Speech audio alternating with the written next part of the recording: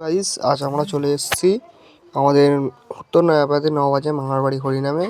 তো হরিনামের এখানে এসেছি যে এত সুন্দর যে মানে জায়গাটা প্যান্ডেলটা করবে আমরা ভাবতেই পারিনি।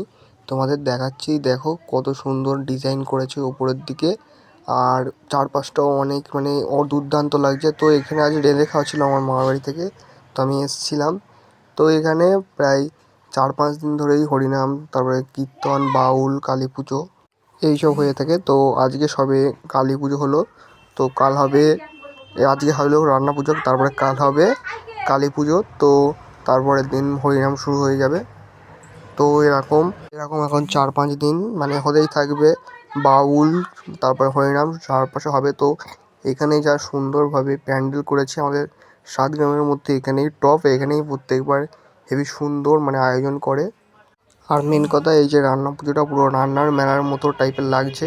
চারপাশটা যেন পুরো মানে হেবি সুন্দর, আর না একটা মুহূর্তটা যেন জীবনে আটকে রয়েছে এরকম একটা মানে ব্যাপার। আর গাইস, এখানে হরিনামের দিনে একটা নতুন ব্লগ নিয়ে চলে আসবো, তোমরা দেখবে যে হরিনামের দিনের ব্লগটা আরও সুন্দর হবে।